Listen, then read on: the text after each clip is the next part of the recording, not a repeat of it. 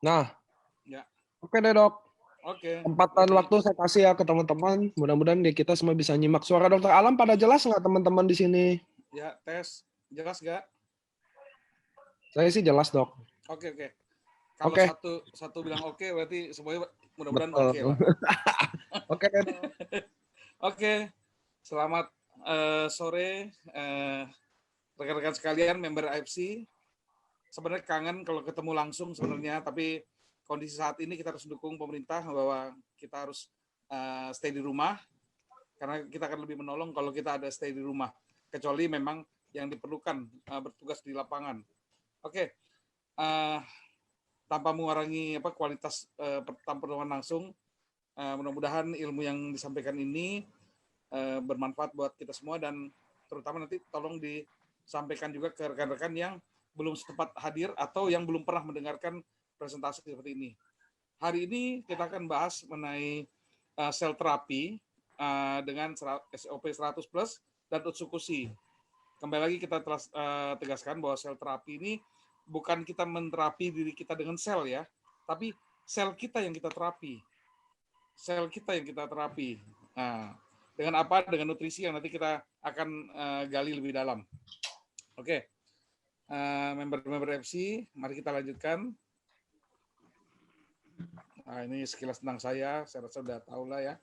Nah, kita mulai dengan pertanyaan kenapa kita sakit, gitu ya. Ya,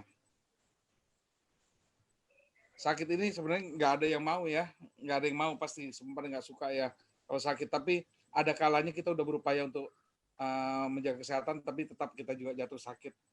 Nah, sakit ini sebenarnya bisa disebabkan oleh beberapa hal, yaitu masalah dari dalam dan dari luar tubuh kita sendiri. Tapi kita sebelumnya kita akan melihat dulu sakit ini sebenarnya kalau menurut laporan dunia tahun 2016 yang menyebabkan yang fatal-fatal ini yang mana aja sih sebenarnya penyakit ini. Nah, yang pertama kita lihat penyakit jantung, yang kedua stroke, ketiga penyakit paru, empat penyakit pernapasan. Nah, antara 3 dan 4 ini kok mirip ya, penyakit paru dan pernapasan. Ini bedanya kalau nomor 3 ini dia memang spesifik kena organ parunya. Kalau nomor 4 ini penyakit pernapasan adalah, ini kan sistem pernapasan itu kan mulai dari hidung sampai ke paru-paru kan. Nah, untuk yang bagian-bagian lain ini bisa dimasuk kategori nomor 4. Seperti di hidung, di tenggorok, dan lain-lainnya. Kemudian yang kelima kita lihat ada Alzheimer, demensia. Ini tentu aktivitas otak di sini. Yang keenam kanker, kemudian yang 7 adalah diabetes, ke-8 adalah kecelakaan, ke-9 diare, ke-10 tuberkulosis. Nah ini kok campur-campur ya, ada sampai kecelakaan juga masuk. Nah ini karena penyebab kematian, ini secara umum. Kalau dilihat di sini kita lihat kategorinya 2 sebenarnya. Yang satu adalah karena kecelakaan, yang kedua karena penyakit infeksi. Yang ketiganya sebenarnya masih ada lagi satu lagi, yaitu penyakit degeneratif. Kalau zaman dulu, di mana kondisi mungkin kita pengetahuan tentang menjaga tubuh kita juga masih kurang, terus kemudian juga keadaan ekonomi juga masih sangat buruk, sehingga apalagi zaman perang ya, susah untuk mencari makan, untuk mencari kehidupan yang baik. Itu penyakit yang paling banyak itu malah penyakit infeksi, karena berhubungan dengan daya tahan tubuh kita terhadap virus, bakteri, dan jamur. Negara kita ini kan memang negara tropis ya, jadi memang akan tumbuh subur lah organik-organik seperti itu. Nah, kalau kondisi sekarang ini kita lihat ya, penyakit jantung nih, memang sebagian ada infeksi, tapi paling banyak adalah penyakit degeneratif nih, stroke, penyakit degeneratif. Penyakit paru juga sebagian disebabkan oleh penyakit degeneratif. Alzheimer jelas degeneratif, kanker degeneratif, diabetes degeneratif. Di sini kalau kita lihat mayoritas penyebab kematian sekarang ini adalah penyakit degeneratif. Nah, penyakit degeneratif ini apa sih sebenarnya? Penyakit yang berhubungan dengan penuaan penuaan sel-sel yang ada dalam tubuh kita. Jadi jelas ya, jadi makin bertambahnya usia ya otomatis penyakit-penyakit kita juga akan makin banyak yang berhubungan dengan kerusakan sel. kita coba lihat ya definisi sakit berdasarkan konsep sel ya. Ini menurut Dr. Raymond Francis, dia di Massachusetts ya. Dalam bukunya Never Be Sick Again, sakit itu adalah disebabkan karena sel yang mati lebih banyak dari sel yang baru. Jadi artinya kemampuan tubuh kita untuk menghasilkan sel-sel baru menggantikan sel yang mati itu demikian rendahnya, kurangnya sehingga kita tidak mampu mengganti jumlah sel yang mati itu dengan jumlah yang sama atau juga mengganti sel dengan kualitas yang sama baik. Sehingga otomatis fungsi sel kita makin menurun. Nah, yang sebagaimana kita ketahui, sel itu sendiri adalah pembentuk dari seluruh tubuh kita ini. Sel ini berkumpul ke membentuk jaringan, bentuk organ. Organ itu akan, beberapa organ menyatu akan menjadi sistem organ yang saling kerjasama untuk akhirnya menunjang kehidupan kita. Otomatis kalau ada selnya mati, kemudian mengganggu sehingga fungsi organ terganggu, itu akan berentet dia, akan mempengaruhi organ-organ yang lain dan jaringan yang lain. Akhirnya ujungnya kita sakit dan bisa mengakibatkan fatal. Nah, kita di sini mau tahu nih, apa sih yang menyebabkan kerusakan sel? Kita tahu bahwa dari proses dari luar ini juga bisa mengganggu kesehatan sel ya. Contoh, polusi udara, di mana banyak radikal bebas ya di sini. Toksin-toksin juga banyak di sini.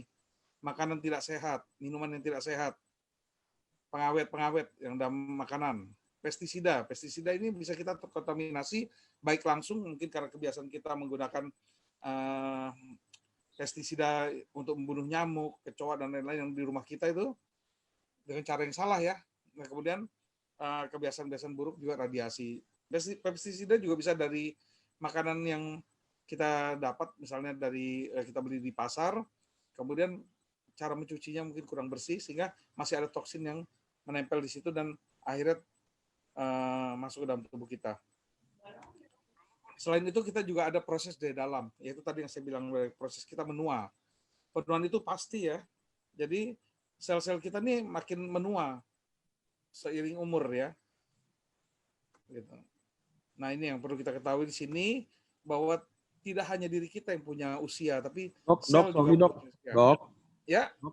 Sorry, boleh nggak speakernya deketin mulut soalnya kata teman-teman suaranya agak kecil. Nah. Oh iya, baik. Nah, ya. Thank you dok, maaf. Oke, sama-sama. Mengenai usia sel ya, ternyata bukan kita saja yang punya umur ya, tapi sel juga punya umur.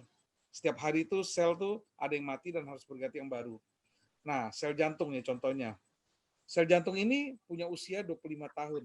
Jadi sejak mulai terbentuknya sel jantung hingga matinya itu kurang lebih 25 tahun. Sel kulit 21 sampai 28 hari. Sel pankreas, nah pankreas ini kita tahu bahwa dia yang bertanggung jawab terhadap penghasilan insulin ya dalam tubuh kita yang mengatur sel kontrol terhadap gula darah kita, itu mati 5 tahun ya, usianya 5 tahun. Nah, pada saat akan mati atau fungsinya menurun, sel-sel ini akan mengeluarkan sinyal yang meminta kepada ibunya sel atau stem cell untuk mempersiapkan penggantinya. Sehingga pada saat nanti dia mati, dia sudah tergantikan dengan yang baru. Nah, yang kita harapkan adalah penggantinya adalah dengan jumlah yang sama dan kualitas yang sama, agar kesehatan kita tetap terjaga. Nah, sayangnya selama ini juga kita belum bisa menjamin bahwa sel yang menggantikan adalah sel yang baik. Kenapa? Karena nutrisi kita yang mungkin kita juga belum mampu untuk bisa memenuhi kebutuhan nutrisi kita dengan baik jumlah maupun variasinya. Nah, dalam tubuh kita, ini menurut literatur, ada yang menyatakan sekitar 60 triliun dalam tubuh dewasa, ada yang 100 triliun. Ini menurut penelitian, jadi tubuh manusia dewasa, kurang lebih sel-sel kita adalah mencapai 100 triliun sel. Kita bisa bayangkan ya, pada saat kita mulai sebelum lahir ya, jadi pada saat masih pembentukan dari sperma jadi ovum dan ovum bersatu menjadi zigot, itu pun jadi satu sel. Satu sel inti inilah yang kemudian akan memecah menjadi 2, menjadi 4 dan seterusnya hingga mencapai jumlah yang triliunan ini. Nah, satu sel ini juga yang selain berjumlah menjadi jumlahnya banyak, juga jenisnya. Jenisnya itu kalau nggak salah sekitar 220 jenis sel yang dalam tubuh kita dengan fungsi yang berbeda-beda. Nah, ini semua harus bisa kita jaga jumlahnya dan kualitasnya. Makanya tugas kita jelas sebenarnya kalau ingin sehat, yaitu sel kita harus kita mampu penuhi baik jumlah maupun kualitas. Tentunya ini semua bersumber dari nutrisi dari masukan yang kita makan ya sehari-hari. Ini bisa dilihat otak ya, kehilangan 190.000 sel dalam setiap hari ya, dan seterusnya nih bisa dilihat di tabel ya. Kemudian nah ini ya, artinya apa? Setiap hari itu miliaran sel mati. Sayangnya tidak semuanya bisa tergantikan baru. Inilah yang penyebab kita menurun kondisi kesehatannya. Jadi memang untuk bertahan tubuh, sel itu harus mampu untuk bisa beregenerasi. Ini tugas kita, tugas utama kita menjaga agar regenerasi dalam tubuh kita berlangsung, dan tentunya untuk regenerasi itu butuh bahan baku. Bahan bakunya itu nutrisi. Nutrisi itu yang paling banyak dibutuhkan adalah protein. Protein itu intinya adalah asam amino.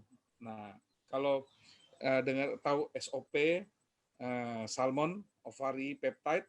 Peptide itu adalah kumpulan dari asam amino ya, yang membentuk nanti protein dan akhirnya membentuk tubuh kita ini. Nah, bagaimana kalau tidak berhasil diregenerasi? Ya tentu jaringan dan organ akan rusak dan tidak berfungsi baik. Sistem hormon, sistem jantung, pembuluh darah, kerjasamanya lah antar organ itu akan jadi kacau dan ujung-ujungnya ya sakit. Nah, tentunya kita di sini butuh solusi ya. Seperti mana kita tahu tadi saya sampaikan bahwa sel-sel ini harus ada yang menggantikan. Nah, sel ini adalah sel hidup. Kalau hidup berarti butuh ibu. Karena ibulah yang bisa melahirkan kan. Nah, di sini kita pada abad 21 ini sebenarnya ada terobosan kesehatan, yaitu penemuan stem cell, yaitu ibu dari sel atau sel punca. Nah, disinilah ternyata bisa menjadi pilihan terapi yang sangat baik ya, dan sangat menjanjikan untuk berbagai masalah penyakit, terutama penyakit-penyakit degeneratif. Nah, sekarang kita bahas stem cell. Apakah stem cell terapi itu? Nah, stem cell terapi itu untuk tahu, kita akan bahas dulu stem cell itu apa ya. Jadi stem cell itu adalah sebenarnya sel juga dia, sama kayak sel-sel yang lain. Cuma bedanya kalau sel jantung dia sudah punya fungsi sel jantung, bentuknya sudah tertentu. Sel hati dia sudah fungsinya sebagaimana fungsi sel hati. Sel saraf pun demikian. Kalau stem cell belum, dia belum menjadi sel apa-apa, belum menjadi sel hati, sel jantung, sel saraf belum. Dia masih sel awal yang bisa menjadi apa saja. Gitu. Nah, di sini kan bisa dilihat di gambar yang tengah-tengah ini stem cell. Di sekitarnya nih ada sel otot, sel darah, sel saraf, sel jantung, sel liver, sel usus ya, dengan bentuk berbeda-beda dan fungsi beda-beda. Nah, stem cell inilah yang mampu berubah menjadi semua ini. Makanya ini disebut induk sel atau stem cell atau mother of cell atau sel punca. Inilah yang dapat membantu kita untuk pemulihan tubuh kita agar terbebas dari penyakit-penyakit degeneratif. Oke. Dan sayangnya pada usia-usia 18-20 tahun, kemampuan stem cell kita dalam tubuh kita ini berkurang. Ya, salah satu penyebabnya adalah intake nutrisi kita yang mulai nggak bisa kita jamin kecukupannya baik segi jumlah maupun variasinya, sehingga bahan baku pembentukan sel-sel itu kurang, dan kerjanya juga dari tubuh kita untuk membentuk sel baru itu juga jadi berkurang juga. Otomatis kita mengalami penyakit-penyakit yang degeneratif tadi seperti stroke, jantung koroner, Alzheimer, diabetes dan lain-lain gitu. Nah, menurut Kaplan sendiri, stem cell ini merupakan sel penyembuh ya. Jadi ini dokternya. Jadi kalau mau tahu dokternya kita ya itu deh stem cell ya. Ini kurang lebih bentuk stem cell kalau di bawah mikroskop elektron ya. Nah, sekarang kita lihat guna stem cell apa. pada dasarnya guna stem cell tuh untuk meregenerasi sel, tapi saya sudah membuatkan yang mudah untuk dihafal oleh para member FC, yaitu ini dia nih, 5R ya. 5R, repairing, replacement, regenerasi, rehabilitasi, dan rejuvenasi. Ini sebenarnya saya bikin urutan begini, ini adalah cara kerja stem cell sendiri. Jadi stem cell pada saat dia mendapat panggilan dari sel yang rusak, contoh misalnya seseorang mengalami serangan jantung dan ada bagian dari sel jantungnya yang mengalami kematian. Sel yang mati itu akan mengeluarkan sinyal, atau sel yang rusak akan mengeluarkan sinyal yang akan memberi merupakan panggilan bantuan kepada stem cell yang ada dalam tubuh untuk bergerak dan mendatanginya.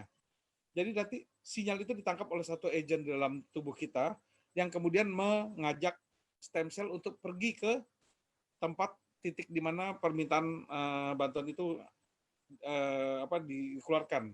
Contoh tadi kan jantung ya yang mengalami kerusakan, maka sinyal tersebut keluar dari sel mati atau sel rusak tadi, kemudian stem cell akan dibawa oleh agen itu masuk sampai ke jantung yang sakit, kemudian dia akan datang, kemudian dia akan melihat kira-kira apa yang dibutuhkan kerjanya di situ.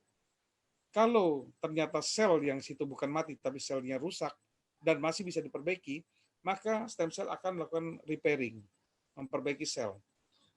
Tapi di mana pada saat kerusakan yang sudah sangat parah dari sel itu atau selnya mati, maka yang dilakukan adalah bukan repairing lagi tapi replacement, digantikan.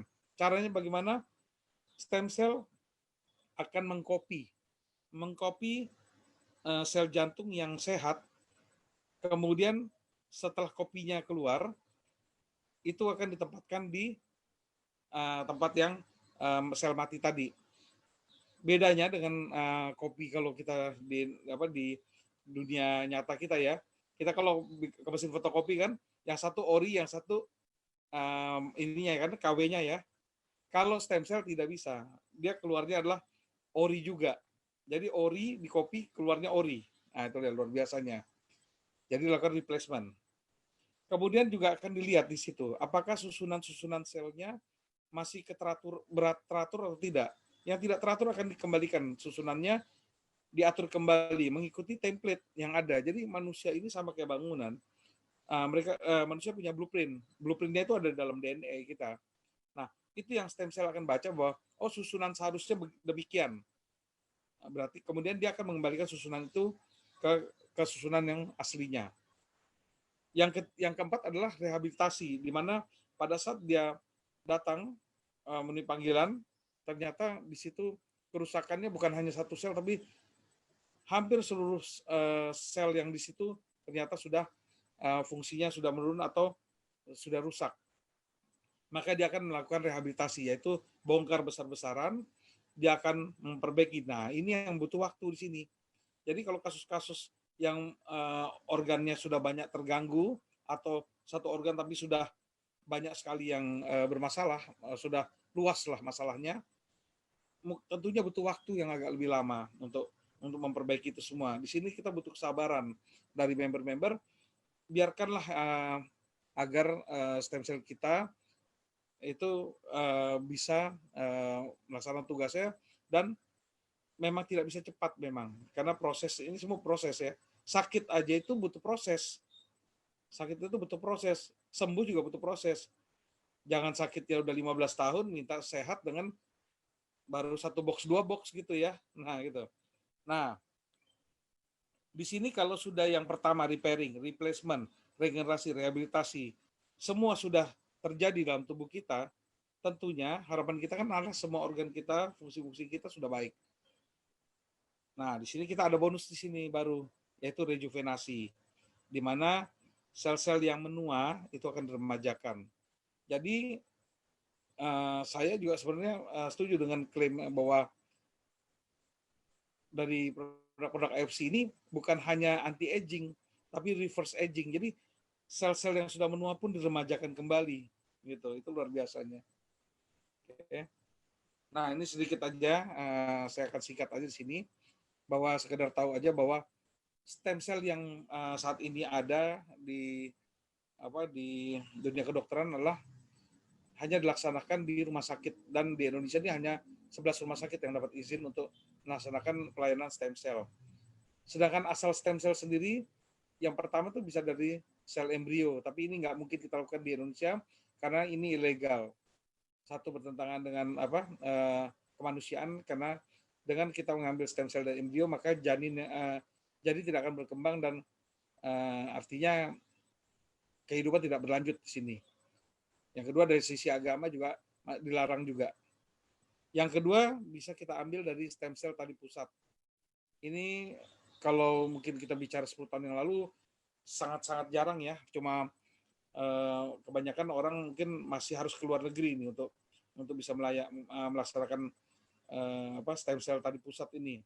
Atau kalaupun dilaksanakan di Indonesia, tapi untuk taruh tali pusat ini, stem cell-nya ini harus keluar negeri, ke Australia atau ke Singapura. Karena ada bank khusus untuk stem cell.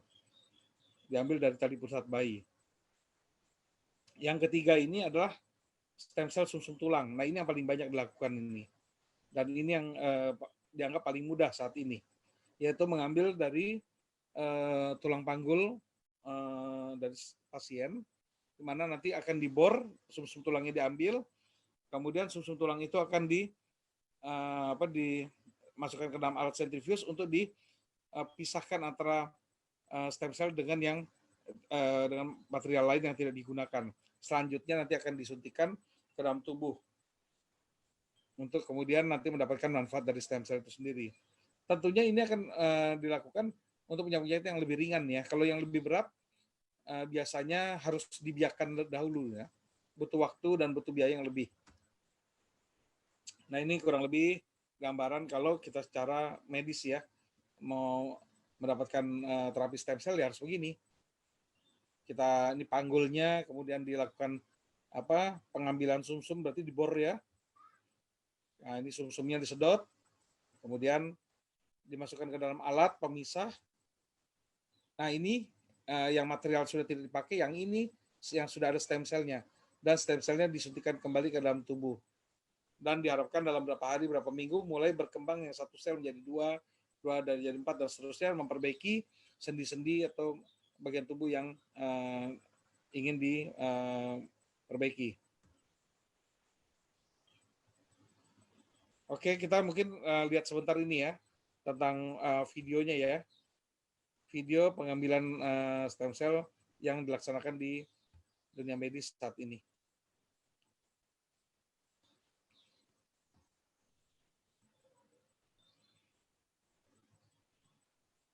Pada kasus ini adalah pasien mengalami kecelakaan, luka di sendi, kemudian juga dia mengalami masalah osteoporosis.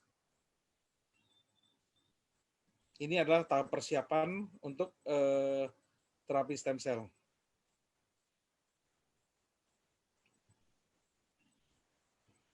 Ini adalah panggul dari pasien. Kenapa dipanggul, diambil stem cell-nya? Karena di panggul ini cadangan stem cell itu terbanyak dan paling mudah diakses.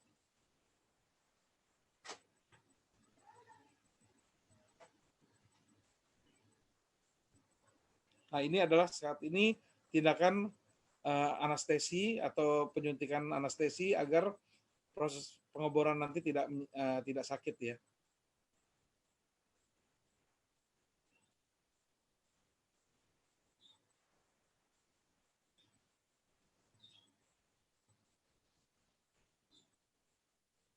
Nah, ini proses pengeborannya. Memang kita butuh needle yang besar ya, jarum yang besar supaya mudah, karena memang secara konsistensinya dia lebih kental daripada darah dia kalau sumsum tulang.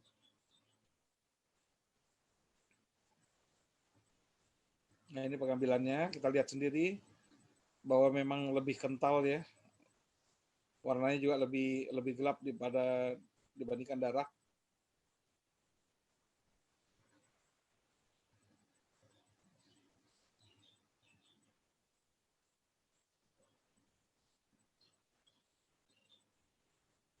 Ini bor sudah dicabut. Selanjutnya ada pengolahan.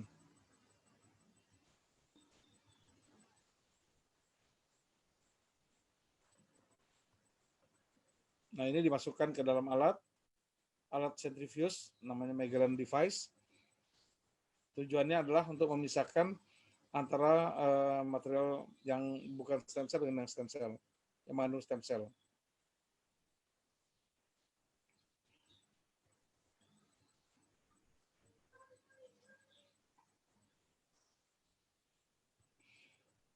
Ini proses seperti ini tidak sampai 1 jam nih kalau di klinik. Tapi ini kalau di luar negeri memang bisa dilakukan di klinik ya. Kalau di Indonesia belum boleh. Hanya boleh dilakukan di rumah sakit. Di sini ada yang sebelah kanan, yang tadi ini sumsum tulang. Sebelah kiri adalah yang stem cell. Nah, ini udah selesai pemilahannya. Sekarang yang mengandung stem cell inilah yang akan diaplikasikan ke pasien langsung. Karena kasus di sini dianggap kasus yang agak ringan, maka dilakukan penyuntikan langsung ya. Kalau yang berat seperti diabetes, stroke dan lain-lain gitu ya, mungkin dibutuhkan stem cell lebih banyak sehingga tidak bisa langsung, tapi harus dibiarkan dahulu. Nah, dibiarkan ini tentu ada dalam chamber tertentu dan butuh waktu, butuh biaya juga, butuh alat yang lebih juga. Oke, ini langsung diaplikasikan ke pasien. Nah, inilah merupakan terobosan abad 21, makanya kita nih mencari solusi. Bagaimana caranya kita juga bisa mendapatkan manfaat seperti ini, tapi kalau bisa ya jangan sampai harus mengalami menjalani yang seperti ini gitu. Dapat manfaatnya mau kita, tapi kalau bisa jangan ikut jalani proses ini gitu. Dan sekedar buat pengetahuan saja, untuk orang dengan berat 60 kg, kira-kira biaya yang dibutuhkan untuk terapi stem cell keseluruhan itu tinggal dikali dengan ini aja. Berat badan kita misalnya 1 kg itu butuh 2 juta stem cell. Jadi kalau 60 kg berat badan, maka dikali 2 juta stem cell, maka kita butuh 120 juta stem cell. Satu stem cell, biaya pengolahannya adalah Rp2. Tinggal dikali lagi, jadi kita butuh kurang lebih 240 juta rupiah untuk sekali terapi stem cell. Untuk berat 60 kg. Oke, saya rasa untuk videonya cukup. Kita kembali ke slide.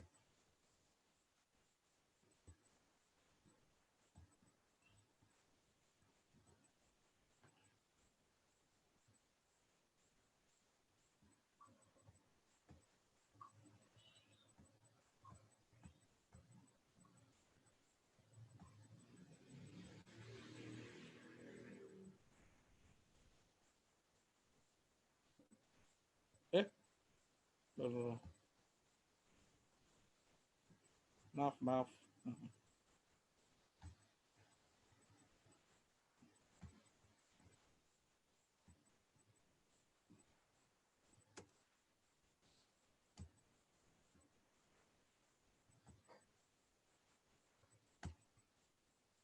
Oke. Kesimpulannya, terapi stem cell yang saat ini ada tuh, ya kalau bilang dari segi biaya tentu tidak banyak orang yang bisa menikmati ya. Istilah menikmati itu yang bisa mendapatkan manfaat dari stem cell terapi yang secara medis. Kenapa? Karena biayanya masih mahal. Yang kedua, tentu banyak yang tidak nyaman ya dengan rasa sakit ya. Yang ketiga, kenapa dibilang sulit? Karena butuh tenaga-tenaga medis tertentu, dokter yang khusus, perawat yang khusus, butuh alat-alat khusus, dan tidak semua institusi kesehatan bisa melakukannya. Terus dinyatakan tidak stabil di sini. Kenapa tidak stabil? Karena terlalu banyak proses yang harus dilalui. Dan di setiap proses itu tentunya ada hambatan-hambatan bisa terjadi, bisa. Jadi memang kondisi ini memang dengan cara medis mungkin agak riskan untuk dilakukan dan tidak banyak yang bisa menikmati manfaatnya seperti ini. Nah, kita cari solusi di sini. Nah, alhamdulillahnya adalah ternyata dari FC kita bisa mendapatkan solusinya. yaitu dengan adanya SOP 100 plus, di mana ternyata dari hasil uji klinis didapatkan bahwa kandungan dari Ikura salmon ini mampu melakukan regenerasi sel. Nah, regenerasi sel ini kan sebenarnya fungsi dari stem cell. Jadi kita bisa mendapatkan manfaat dari SOP 100 plus ini berupa regenerasi sel. Kalau yang saya juga pahami di sini, sebenarnya SOP 100 plus itu bukan sifatnya menggantikan stem cell ya. Jadi dia bukan stem cell, dia adalah nutrisi. Di sini kan disebutkan salmon ovary peptide. Peptide ini tadi saya bilang nih, ini kandungannya adalah asam amino. Asam amino itu adalah bahan-bahan pembentuk protein, pembentuk hormon, dan lain-lain ya. Nah, inilah yang menjadi dasar untuk menjadi bahan baku bagi tubuh kita. Jadi tubuh kita itu kalau mau sehat, sel-sel kita ingin terbentuk dengan baik, kita butuh bahan baku yang kualitasnya tinggi, yang jumlahnya cukup. Tapi selain itu harus ada juga yang membentuk, yang membuat. Jadi harus ada pekerjanya. Pekerjanya itu adalah stem cell. Nah, dengan menggunakan SOP 100 plus ini, kita berharap bahwa kecukupan terhadap bahan bakunya, baik jumlah maupun variasinya, itu dapat dipenuhi oleh SOP 100 plus. Yang kedua adalah aktivasi dari stem cell itu sendiri. Menjadi tadinya yang di usia 18-20 tahun itu sudah kerjanya sudah melemah, sudah ibaratnya cenderung tidur lah gitu ya, itu kayak terbangunkan dan dia menjadi aktif, diberdayakan itu stem cell-nya, sehingga stem cell-nya bagus, bahan bakunya cukup dan kualitasnya baik, maka itulah bisa akhirnya memperbaiki berbagai masalah di tubuh kita. Nah, dari hasil uji cobanya ternyata uji klinisnya ternyata bisa dilakukan regenerasi sel oleh SOP 100 plus ini. Dan ini kita buktinya adalah sudah mendapatkan paten ya. Di sini kalau kita sudah ada istilahnya paten, maka kita nggak akan banyak berdebat lagi dengan orang ya di sini. Kenapa? Karena kalau istilahnya paten adalah kalau kita gunakan ke 1.000 orang, maka 1.000 orang itu akan mendapatkan manfaat yang sama. Jadi bukannya setengahnya bermanfaat, setengahnya nggak bisa merasakan, enggak. Kalau diuji secara klinis, maka dia akan ke 100%-nya itu akan mendapatkan efek yang sama. Cuma masalahnya untuk kecepatan penyembuhan penyakit itu yang berbeda-beda. Untuk responnya itu yang berbeda-beda. Kenapa? Karena faktor individual. Ada yang masalah metabolisme tubuhnya yang berbeda, yang lebih lambat, ada yang cepat. Ada yang penyakitnya mungkin memang lebih berat. Ada yang sudah banyak istilahnya organ yang bermasalah sehingga banyak yang harus diperbaiki. Jadi banyak sekali faktor yang menyebabkan variasi dari manfaat SOP ini. Tapi kalau bicara manfaat secara umum ini 100% karena sudah mendapatkan paten, kita bisa yakin bahwa semuanya akan mendapatkan manfaatnya. Tinggal bersabar.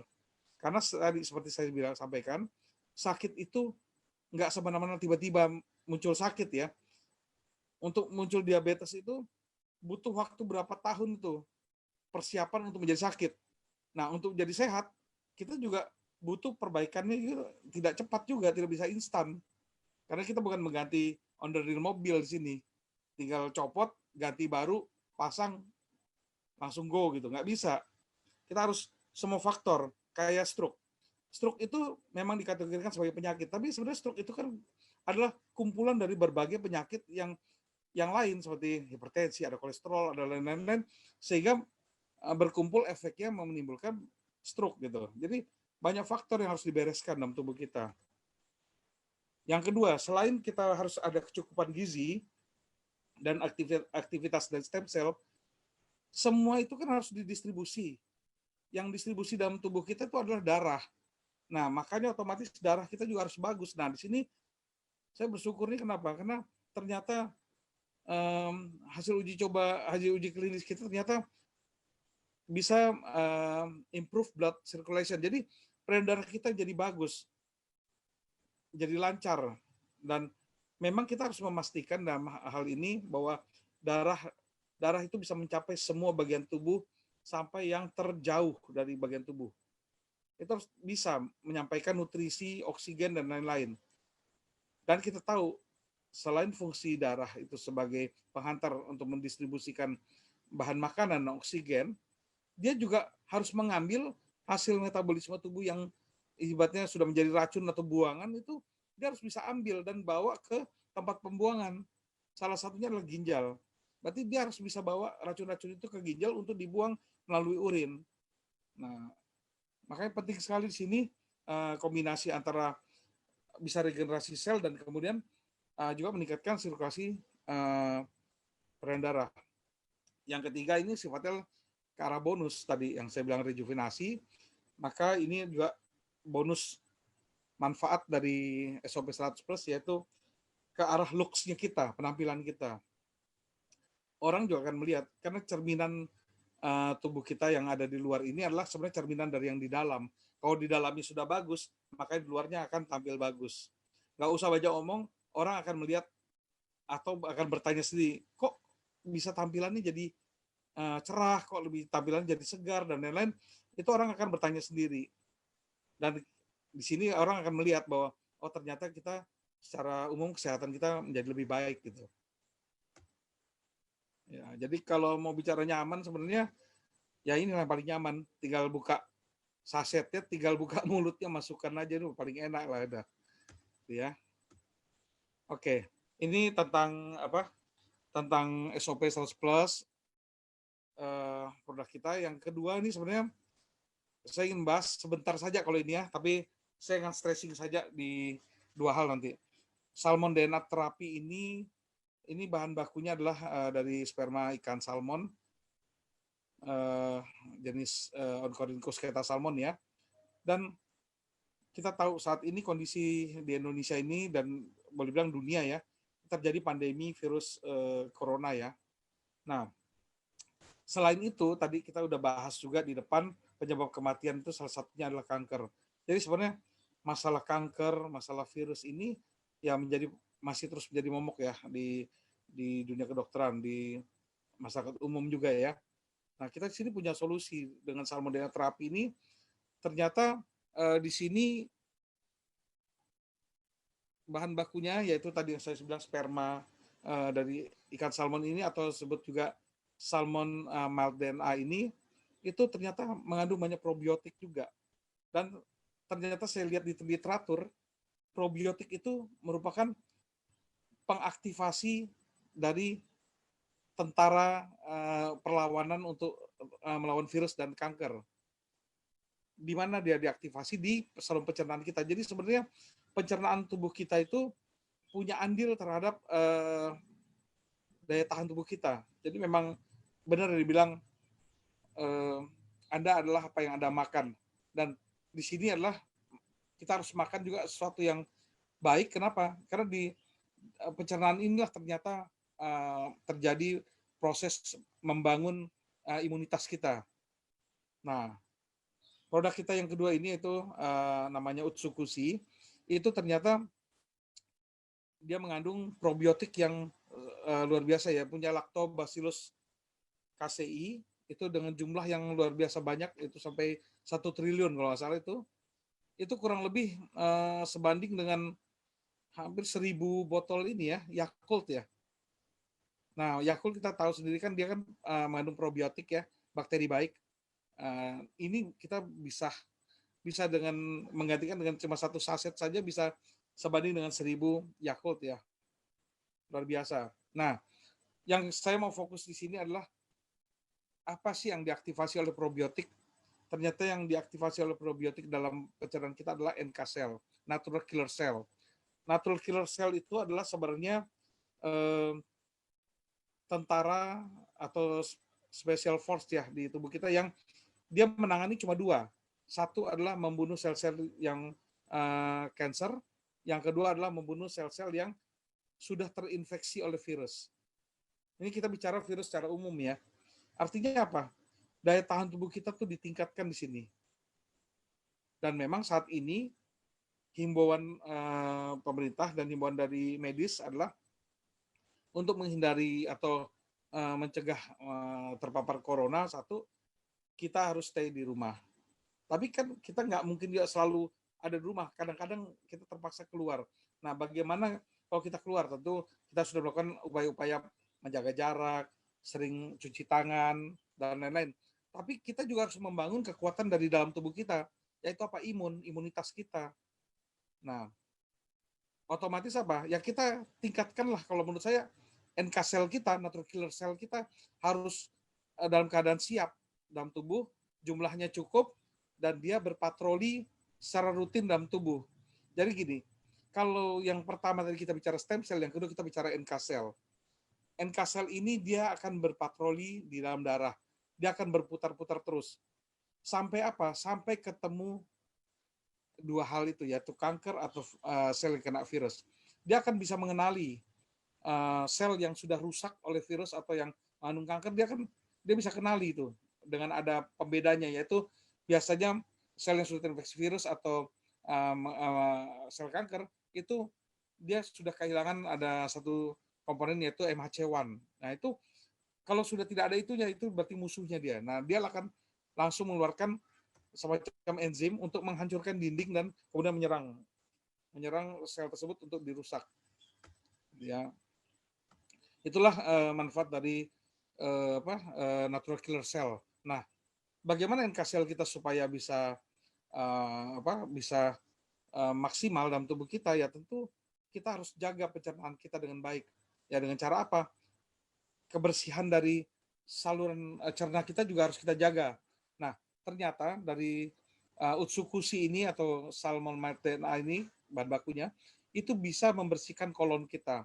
Kalau kolon kita bersih, ibaratnya, jadi penyerapan nutrisi kita itu akan maksimal, dan kemudian bakteri-bakteri baik tadi akan juga mengaktifasi dengan mudah imun kita dalam tubuh. Oke. Jadi NK cell ini merupakan garda terdepan ya untuk menghadapi ancaman-ancaman terutama dari virus ya. Mungkin ini yang dapat saya sampaikan, bahwa jangan lupa bahwa kita tidak cukup dengan hanya stay di rumah, kemudian juga hand hygiene, menjaga jarak, tapi kita juga harus meyakinkan diri kita bahwa kita punya pertahanan yang kuat, yaitu imunitas kita harus terbentuk dengan baik. Nah, saran saya memang untuk dalam hal pencegahan ini, ada baiknya kita menyertakan Utsukushi untuk kita konsumsi juga sehari-hari. Mungkin demikian yang dapat saya sampaikan. Nanti selanjutnya bisa kita tanya jawab. Saya serahkan kembali kepada Pak Diko. Gimana Pak Diko? Untuk sesi tanya jawabnya gimana? Oke, halo. Ya. Teman-teman sekarang yang mau Q&A boleh chat di chat ya. Nih,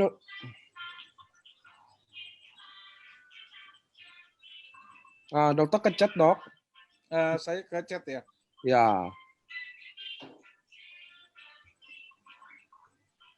Oke. Ya, sudah.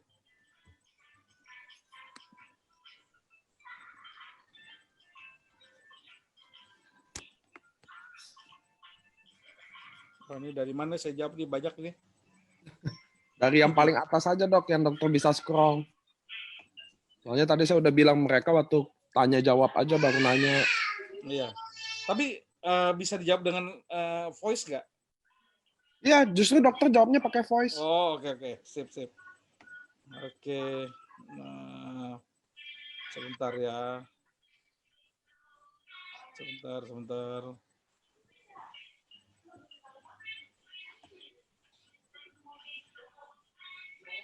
Wah, ini kasihan tadi nih, ada yang mau pingsan lihat darah merah nih.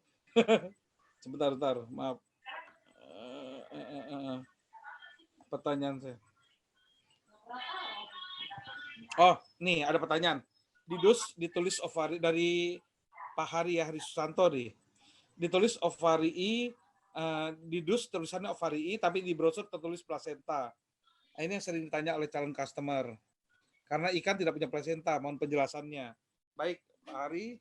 Jadi sebenarnya memang kita sadari bahwa ikan itu nggak punya plasenta. Jadi seperti yang disampaikan tadi bahwa SOP itu dibuat dari selaput pembungkus ikan, pembungkus telur ikan ya. Nah, ikan salmon itu kan kalau dia sudah dalam kondisi istilahnya mau bertelur, itu dia kan kembali ke habitat awalnya itu di sungai ya, sungai tempat dia lahir.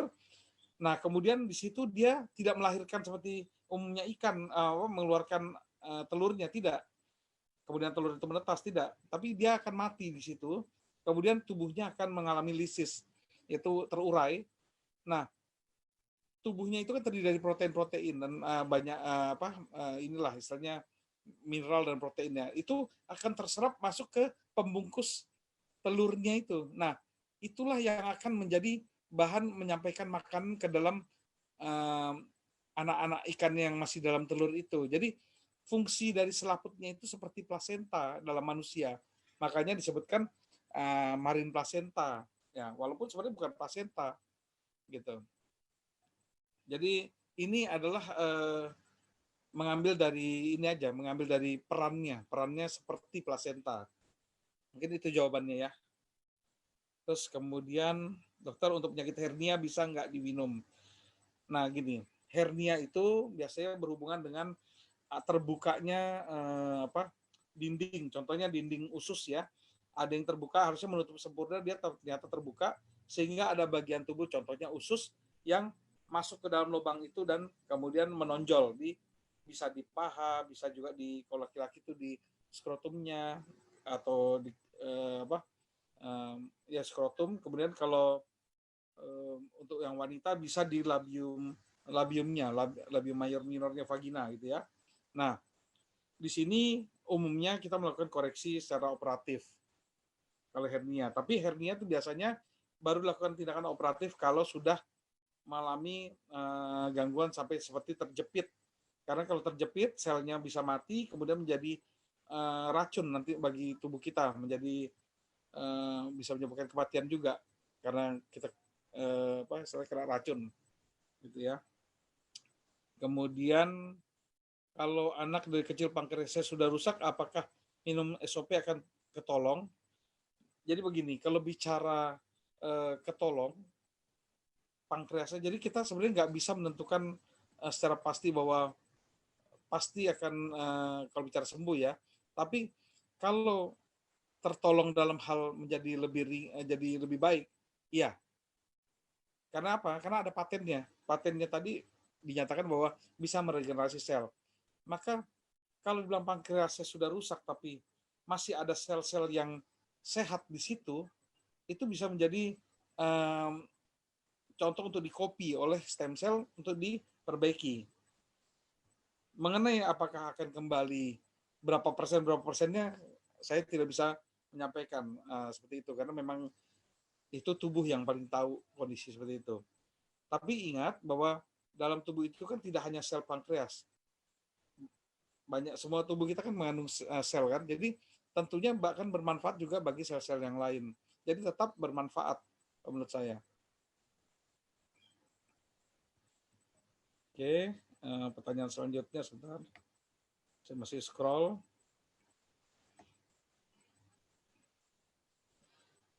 Untuk yang sakit radang sendi di kaki dan jari tangan, berapa lama harus minumnya?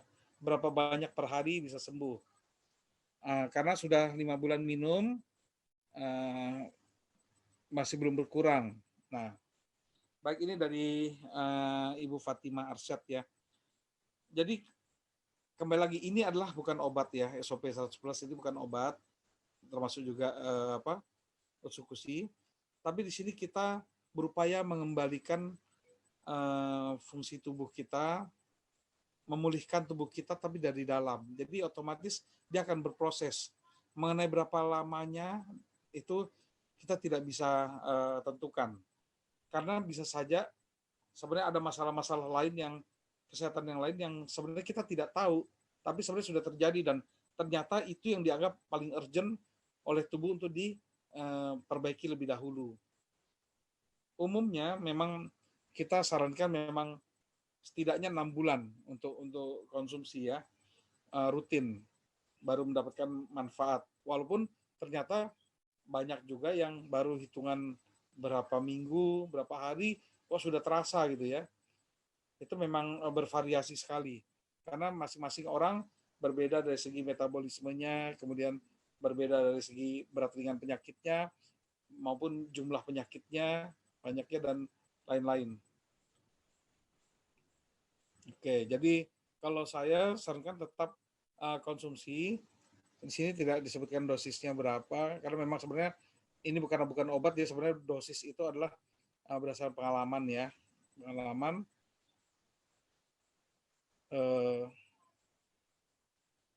Tapi kalau saran saya tetap dilanjutkan. Dan di sini bukan berarti kita menghentikan obat-obat yang dari medis ya, dari dokter. Jadi kita bekerja sama dengan obat-obat medis. Kenapa? Karena obat medis biasanya untuk penanganan, contoh nih kalau kasus diabetes ya, pada pasien-pasien diabetes itu obat-obatan medis itu dibutuhkan adalah untuk mencegah komplikasi lebih parah. Nah, tapi dia tidak menyembuhkan. Nah, di sini kita bantu dengan SOP 100 plus misalnya, tujuannya adalah untuk memperbaiki pankreas kita agar insulin kita kembali bekerja dan akhirnya memperbaiki dari dalam kondisi diabetes kita. Yang otomatis nanti lama-kelamaan juga obat-obatan akan berkurang sendiri dengan sendirinya, di mana dokter akan melihat bahwa ternyata terjadi perbaikan dan akhirnya akan melakukan tapering off terhadap obat-obatannya. Tapering off itu adalah menurunkan dosis obat sampai satu saat adalah dihentikannya penggunaan obat. Nah, ini dari Ibu Megaria Hardianto. Kalau sakitnya CA mame yang tumbuh terus bagaimana? Walaupun sudah di kemo dan diradiasi, di indung telurnya juga udah dioperasi. Oh ya, oke. Jadi di luar terapi yang dari medis ya, kita bicara dengan ikhtiar dengan SOP dan eksekusi, sebaiknya ini dikombinasi ya. Kombinasi, jadi SOP 100 plus itu gunanya untuk membantu sel-sel yang sudah mati, baik mati karena alami maupun mati karena efek kemonya maupun efek CA-nya, itu supaya bisa digantikan atau bisa regenerasi. Kemudian untuk CA-nya kita aktivasi NK sel kita melalui dengan utsukushi. Jadi bagusnya ini sebenarnya kalau saran saya dikombinasi nih antara utsukushi dan SOP plus. Oke, sebentar, selanjutnya.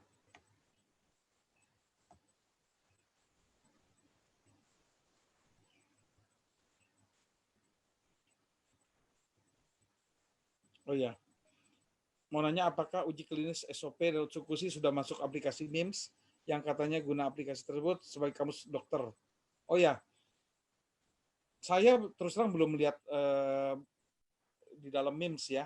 Jadi bukannya belum melihat dalam arti ini bahwa saya memang belum melihat langsung, dan ini kalau menurut saya ini masuk kategori suplemen kan di Indonesia. MIMS ini umumnya adalah obat-obatan. Di rumah sakit sendiri SOP dan utsukushi tidak akan bisa masuk sebagai masuk dalam formularium.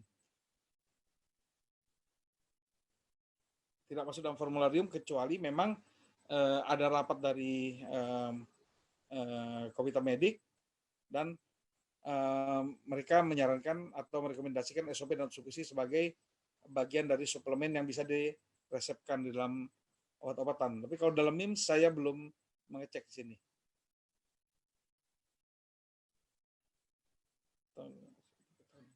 Nah, ini untuk dari Ibu Meme, anak usia 3 tahun dan 5 tahun ada alergi, kira-kira cocok SOP 100 plus atau utsukushi. Saya sarankan di sini ini 3 tahun 5 tahun ya. Karena SOP. Kalau anak-anak cukup 1 saset aja sehari. 1 saset sehari cukup.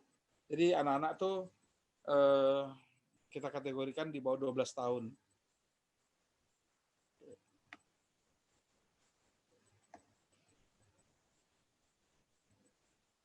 Nah, ini dari Ibu Erin mau nanya, Dok, katanya stem cell kita kalau nempel di sel kanker maka akan jadi replika sel kanker. Nah, di sini tidak ya. Jadi stem cell ini dia tidak akan mengcopy sel yang tidak sehat. Sel kanker ini kan sel yang mengalami ini perubahan secara DNA-nya. Jadi dia tidak akan di-copy yang cacat.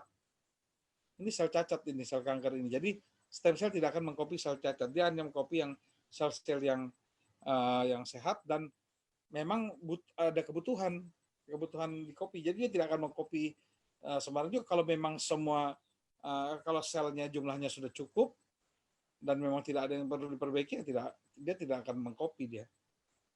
Jadi memang ini banyak yang ditanyakan juga, apakah nanti malah sel kankernya yang berkembang ya? Tidak.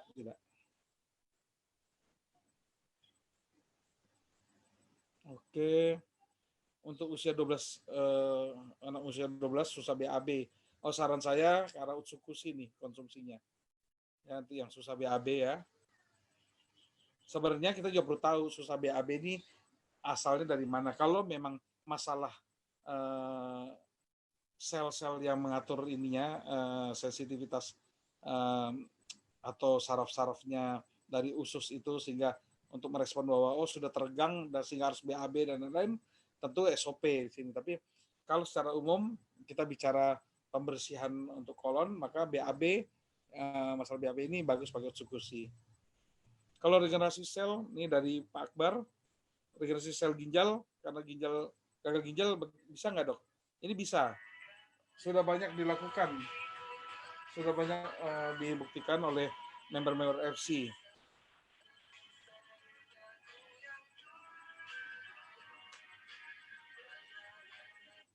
Jadi nanti dengan menggunakan SOP akan terjadi regenerasi sel, terutama sel-sel glomerulus. Sel glomerulus itu sendiri adalah sel yang bertanggung jawab terhadap penyaringan dari toksin-toksin yang ada dalam darah, sehingga kalau sudah diperbaiki sel glomerulusnya, maka toksin seperti urium, kreatinin itu bisa dibuang melalui kencing kembali.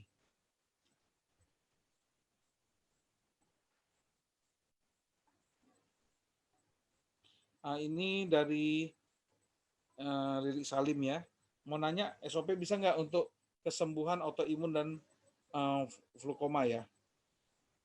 Jadi kita tahu sendiri bahwa saat ini ada member kita, salah satu selebriti yang menderita juga masalah dengan autoimun, dan ternyata SOP itu bermanfaat positif sekali bagi beliau. Sehingga beliau sudah banyak obat-obatan yang tadinya dia konsumsi sekarang sudah bisa dilepas. Jadi kalau bilang apakah bisa untuk autoimun, ya sangat bisa. Soal kesembuhan, kembali lagi, waktu yang dibutuhkan dan berapa banyak SOP yang dibutuhkan itu yang tidak bisa saya jawab karena itu tergantung masing-masing tubuh kita sendiri. Oke. Oke, sebentar.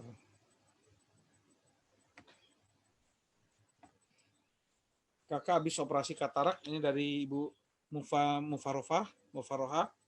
Habis operasi katarak, sarafnya kena, jadi matanya buta. Non-advis. Ya, sebenarnya ini sarafnya kena ya. Saya kurang paham maksud saraf kena.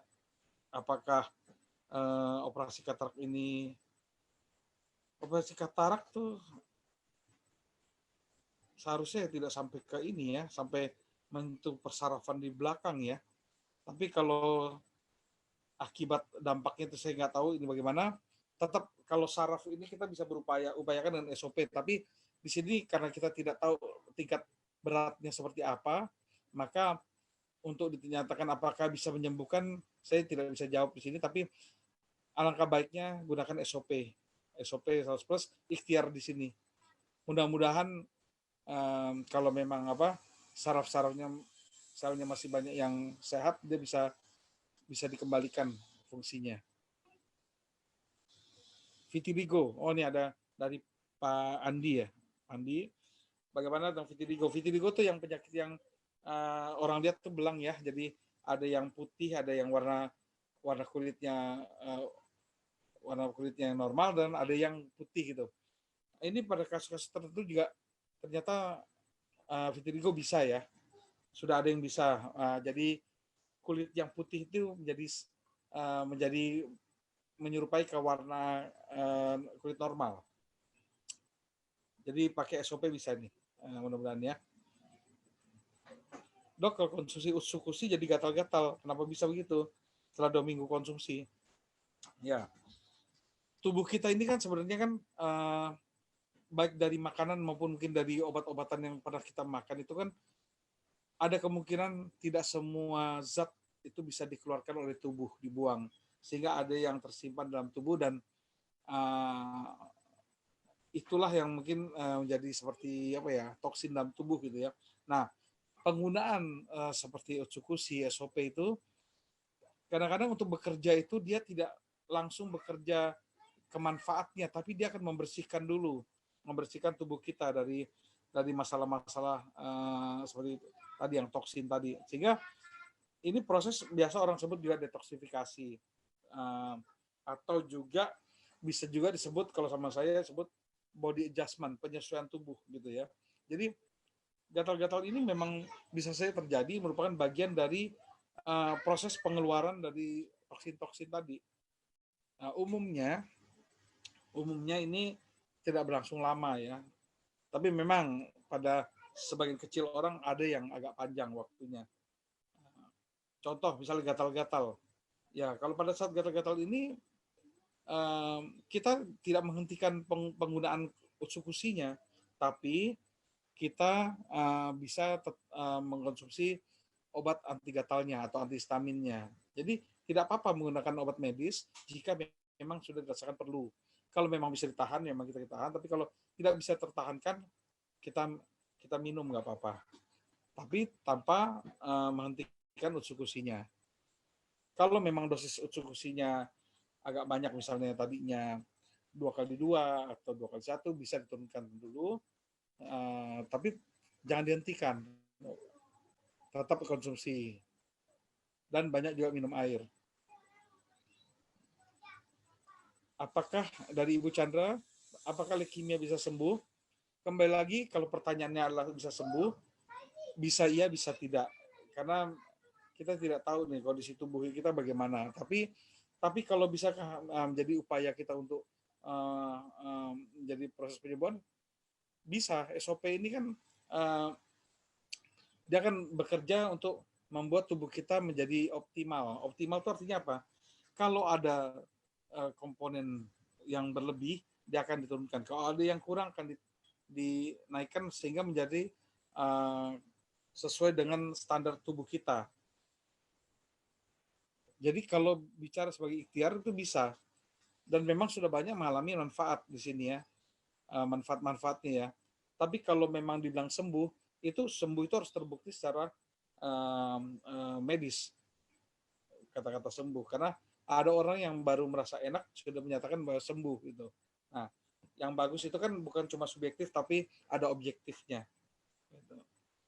Tapi kalau baikkah pengguna penderita leukemia menggunakan produk DFC, sangat baik. Pak Dokter, maksimal pemakaian SOP dan utsukushi untuk orang sakit seberapa banyak? Dan orang normal sebaiknya berapa? Baik. Untuk penggunaan maksimal sebenarnya, karena kita bukan obat, kita ini kayak boleh bilang kayak makanan gitu ya, maka tidak ada maksimalnya.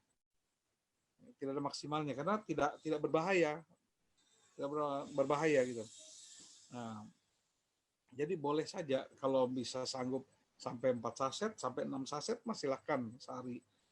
Nah, tapi kalau tanya, kalau orang normal sebaiknya berapa? Nah, orang normal ini saya kategorikan adalah orang yang dalam kondisi yang tidak ada keluhan. Tidak ada keluhan aja belum tentu tidak sakit ya sebenarnya secara kalau kita cek labnya ternyata jangan-jangan kolesterolnya sudah tinggi tapi belum melewati batas yang maksimalnya gitu. Nah, untuk orang normal ya buat maintenance cukup sehari 1 saset. Jadi biasanya saya kalau orang yang anak kecil di bawah 12 tahun yang menjaga kesehatan atau sakit yang ringan-ringan itu saya kasih cuma 1 hari sekali aja cukup.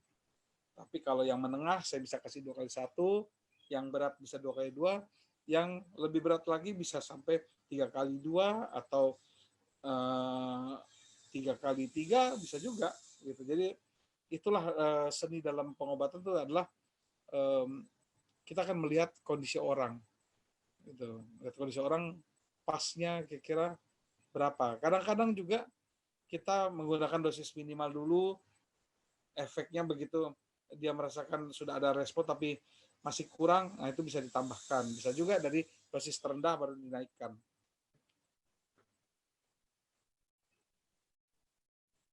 Oh ya, mengapa kalau di dos ditulis cara makannya diseduh air? Kenapa tidak langsung tulis bawah lidah? Ya, ya ini adalah anjuran yang paling umum adalah diseduh dengan air. Kalau di bawah lidah ini adalah salah satu ini aja cara bahwa sebenarnya bisa dilakukan secara lidah, tidak.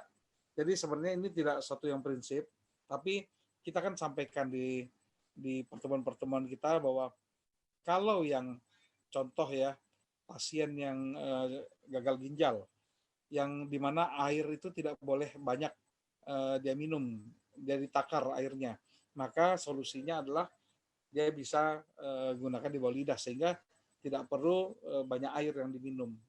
Karena kalau campur air kan paling tidak 150 cc kita campur air kan. Nah nih Clarissa Pranata menyatakan bahwa penjelasan dari tadi adalah SOP dan eksekusi sebenarnya adalah makanan sehat. Oke, siap. Ini pertanyaan terakhir siap. ya dok ya. Soalnya Diko. kita masih ada sesi Bushido. Oke, siap. Oke dok, makasih. Iya. Oke. Thank you for reminding. Oke, ini adalah berupa protein yang berfungsi sebagai probiotik. Apa yang membedakan SOP plus eksekusi dibandingkan dengan Fujimin? Nah, mohon maaf untuk pertanyaan ini saya nggak bisa jawab karena saya tidak tahu Fujimin itu apa ingredientnya apa dan manfaatnya apa. Jadi untuk pertanyaan ini mohon maaf saya terpaksa skip karena nggak bisa saya jawab. Mungkin demikian yang saya bisa jawab saat ini. Next nanti kita pada saat ada pertemuan lagi kita bisa lanjutkan. Terima kasih. Saya kembalikan lagi Pak Niko. Oke, Dokter Alam. Nah, di chat nanti mungkin bisa sambil lanjut di chat aja dulu ya teman-teman ya. Soalnya sekarang kita ada sesi selanjutnya. Pertanyaan soalnya nggak akan pernah habis. Bapak Ibu, pertanyaan mah nggak akan pernah habis. Kita ada 500 orang, nggak mungkin habis. Jadi untuk keterbatasan waktunya,